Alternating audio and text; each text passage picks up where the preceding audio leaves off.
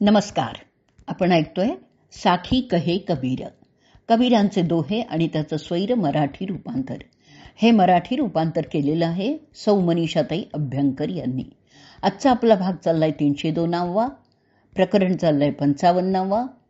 निगुणांको अंग. दोहे आज आपण घेणार आहोत 1 ते 4.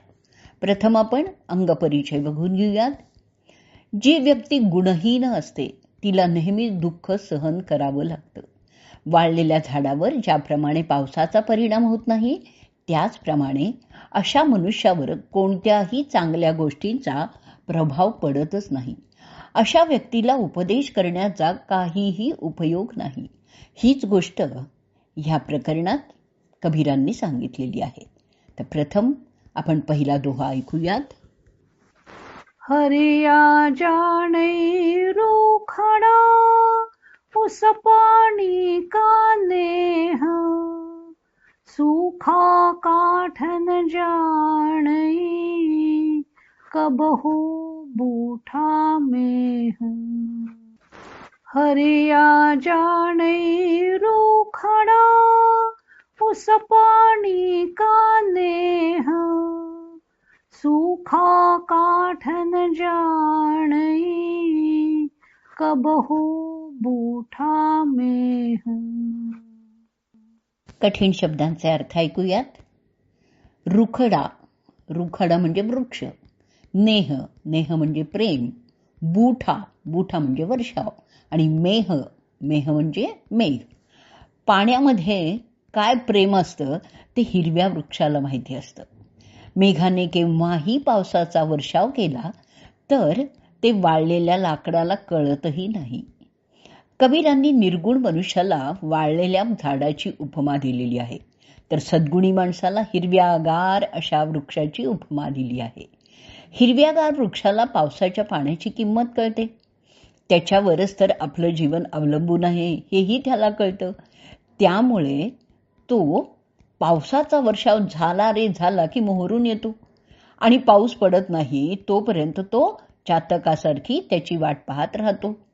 तसेच सद्गुणी भक्त सुद्धा प्रभुप्रेमाच्या वर्षावाने पल्लवित होतो. तो प्रभुप्रेमाची आतुरतेने वाट पाहत असतो.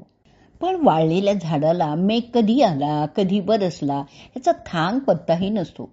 निर्गुणी लोकांची अवस्था ही अशा वाळलेल्या वृक्षासारखी असते. प्रभुप्रेम बरसलं तरीही त्यांना कळतच नाही. तर आपण आता ऐकूयात ह्याच दोह्यावरची मराठी साखी. हरित वृक्ष तो जाणत से रे, पाणी प्रेम अथांग. शुष्क काष्ठा न कळत से, कधी बरसला मेघ. हरित वृक्ष तो जाणत से रे, पाणी प्रेम अथांग. शुष्क काष्ठा न कळत से, कधी बरसला मेघ. पुढचा दुसरा दोहा ऐकूयात. झिरिमिरी बरसिया, पाहण ऊपर मेह. माटे गलिसै जल भई, पाहण वोही तेह. झिरिमिरी बरसिया, पाहण ऊपर मेह. माटे गलिसै जल भई, पाहण वोही तेह. कठीण शब्दांचे अर्थ ऐकूयात. पहाणं, पहाणं म्हणजे दगड. सैजल, सैजल म्हणजे सजल. दोह्याचा अर्थ ऐकूयात. दगडावर रिमझिम रिमझिम पाऊस पडला. माती तर पावसाने परिपूर्ण झाली, पण दगड मात्र पूर्वीसारखा जसाच्या तसाच राहिला. निर्गुण मनुष्य हा दगडासारखा असतो. दगडावर कितीही पाण्याचा वर्षाव केला तरी त्याच्या आत पाणी कधीच जात नाही. पाऊस थांबला की लगेच पाणी वाळूनही जातं. परंतु मातीवर पावसाचा वर्षाव झाला तर माती ते पाणी आपल्यामध्ये घट्ट धरून ठेवते. पाऊस थांबल्यानंतरही मातीत ओलावा टिकून राहतो, तसंच प्रभू कृपेचा वर्षाव सुद्धा सगळ्यांवर सारखा होतच असतो. पण निर्गुणी मनुष्याला त्याचा पत्ताही नसतो, कारण तो दगडासारखा अभिमानाने कठोर झालेला असतो. सद्गुणी भक्ताकडे अभिमानच नसल्यामुळे प्रभू प्रेमाच्या वर्षावाने तो चिंब भिजून जातो आणि उपकृतही होतो. श्री रामकृष्ण सांगत असत की प्रभू कृपेचा वारा वाहतच आहे, तू फक्त शीड धरून उभारून दे. समुद्रावर तरंगणारी होडी शीड उभारल्यावर अनुकूल वाऱ्यामुळे इच्छित स्थळी लवकर पोचते. तसंच प्रेमाचं शीड उभारलं की परमात्मा मार्गाचा पथिक परमात्म्याप्रत लवकर जाऊन पोचतो. आता आपण ह्याच दोह्यावरची मराठी साखी ऐकूयात. रिम झिम पाऊस पडला, माती दगड तू पाही, माती जाई चिंब भिजूनी, दगड कोरडा राही. रिम झिम पाऊस पडला, माती दगड तू पाही, माती जाई चिंब भिजूनी, दगड कोरडा राही. पुढचा तिसरा दोहा ऐकूयात. पारब्रह्म बूठा मोतिया, घड बांधी शिशराह, सगुरा चुनिलिया, चूक पडी निगुराह.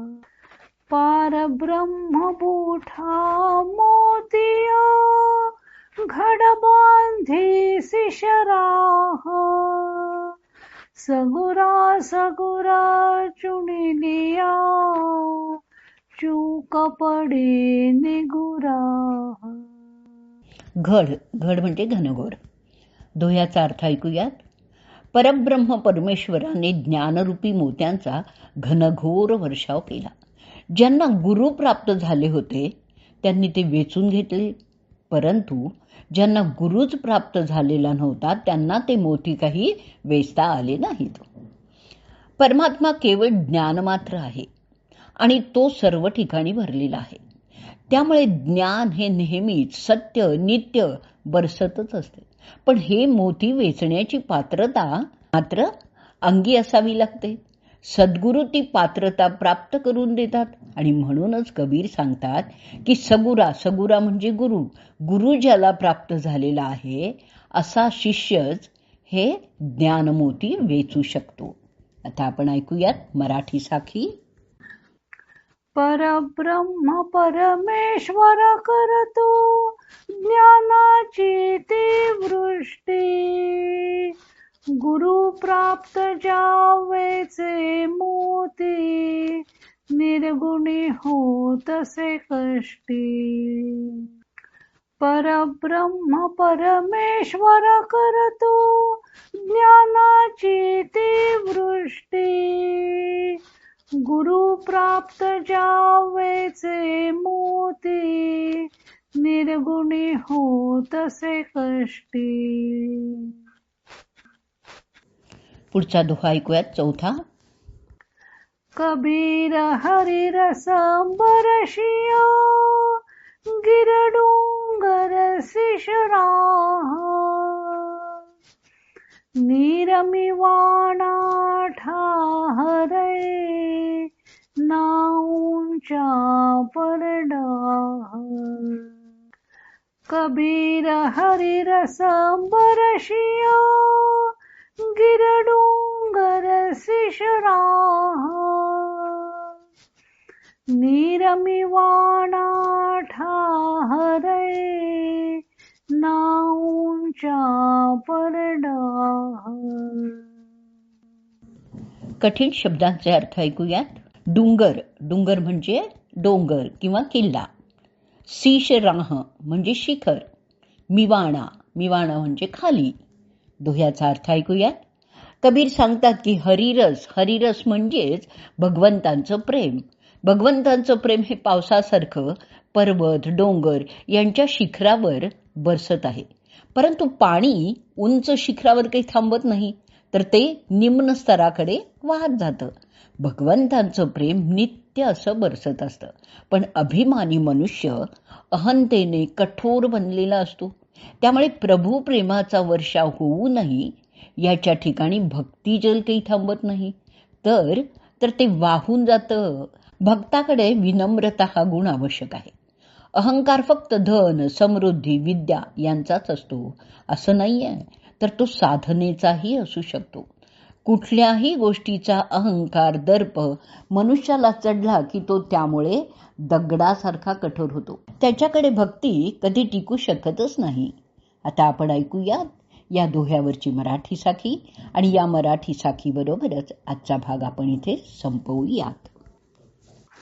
हरिरसाची होते वृष्टी पर्वत शिखरावरती, उंचावरती जल न थांबते वाहिते खालती.